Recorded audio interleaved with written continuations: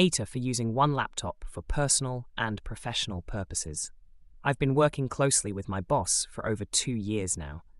Initially, during the COVID lockdowns, she offered me a school-issued laptop since our work was remote. Despite attending some meetings and completing professional development courses, the laptop served dual purposes: work and personal use. Apart from college assignments and video editing tasks, it became a hub for all things tech-related. My boss was aware of this, and it was never an issue. However, last month, on a random Monday, she informed me that her supervisor requested the return of the laptop. Devastated, I reluctantly complied, knowing the potential for chaos that could follow. After transferring my files, I handed it back to my boss. It turns out the laptop was being prepared for a teacher associated with my boss's autistic son, who's about to start kindergarten. Curiously, the teacher team had been ordered not to turn on the laptop since its return. Given our past dynamics, this seemed unusually secretive. Fast forward to 2 Wednesdays ago, during a meeting with my boss, she asked me to bring in my personal MacBook. It's a reliable device I purchased in April 2020, which closely resembles the returned school-issued laptop. Earlier this week, during a casual conversation with her son, I discovered that he had accidentally broken the original laptop, and I might have returned the wrong one. But here's the kicker: she never returned my personal MacBook. Now, with the start of my college semester looming, I'm majoring in art, it feels unnecessary for me to buy another MacBook for my classes. Note: this incident occurred in Northern California. Should I stand my ground? Next story. AITA for not wanting to do more chores? Throwaway, as neither of us wants us use our main for this dispute. Both of us will be reading the responses. I, F27, live with my BF, M27. We were classmates at uni, both have the same degree and work in the same field, IT. We earn similar salaries. Mine is bigger by €300 per month. Split rent and utilities 50-50 and groceries 40-60, as he eats much more than I do. I never returned to the office after lockdown and WFH, while BF works from office by choice. He had a hard time when he was WFH because he is very social and likes chatting with people, while I prefer to concentrate and work in complete silence so that I can be done with work earlier. Neither of us has fixed hours. Our day looks somewhat like this. We wake up at 7. I grab a coffee and head straight to the computer, concentrate hard, and work without distractions. By 12 to 1, I'm usually done with work and am semi-free. I don't leave home and have notifications on my phone in case someone needs me, because most of my co-workers start work much later than I do.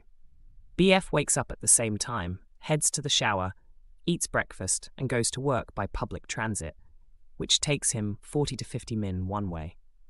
He starts work at 9:30 and comes home no earlier than 19, more like 20:30 on the days he goes to gym. Eats, packs his lunch, washes his dishes, and goes to bed soon after. Now, chores. I cook lunch and dinner, different meals, every day. BF has severe allergies and doesn't eat non-homemade food. I also do all grocery shopping and planning, laundry, and do small jobs here and there, like cleaning the counters or dusting. BF is responsible for weekly vacuuming, mopping, changing sheets, deep cleaning bathroom, deep cleaning the kitchen. I spend 1.5 to 2 hours doing chores every day, while BF opts to do all his share on a Saturday or Sunday. It takes the better part of his day, which he is currently complaining about. He wants me to help with his chores, so that he could be done with it earlier. He feels it's unfair. I get so much free time, while he barely has time to scroll his phone or read a book in the evening. I think it's his choice to work from office, and I'm not responsible for it. He would save at least 1.5 hours daily on commute alone. He pointed out he was depressed when he had to WFH, which, again, I don't think has anything to do with me or my free time.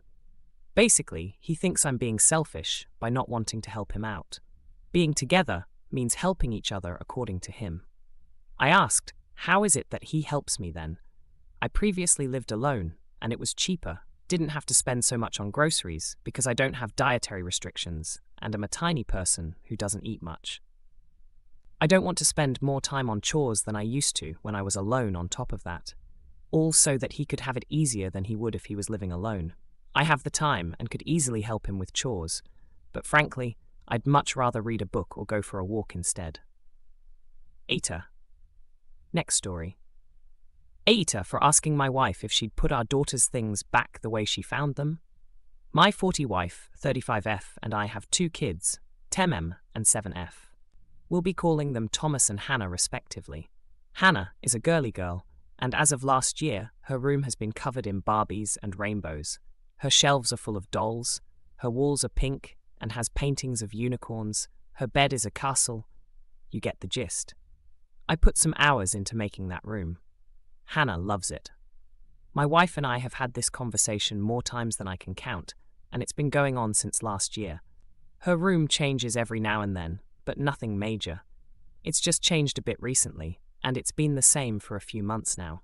Thomas and my wife can't handle all the pink, including myself, but we can sit through it every now and then. My wife went through the covers the other night and moved her stuffed animals from top to bottom to find the best plush pelican I bought her, because that's what she claims makes her more comfortable walking in there. However, Hannah woke the whole house up next morning looking for the perfect pelican. And I had a long talk with my wife. I asked if there was a specific reason she moved her things, because this is the X time we've had this conversation, and Emily has lived a healthy 7 years until now without her meddling. She responded that she's her mother and we should parent her, and that attitude is inappropriate and shouldn't go unpunished. I told her that we can worry about that afterwards, and this isn't what I meant when we talked about her not touching her stuff. She threw a glass bowl of cereal into the inn sink, and it shattered, and called me an asshole for not talking about this earlier. She stormed out and went to my ML's house, which way closer than her parents'. And I know there's no chance she'll open the door for me even if I did go. I ordered a fancy pelican plush and expressed and delivered it to my house using my father-in-law's account, who I see at work all the time, and the other one got here washed and unstained. I haven't heard from my wife since that day. It's been 3 days. She also hasn't talked to anyone else except for her work, and I don't know what to do. Next story. AITA for refusing to delete a TikTok about my stepdad, even though it makes my dad sad. My dad has a job where he works and travels a lot. He wasn't around that much. One of my dad's friends from the military would come and be uncle/pseudo-dad when I was a kid.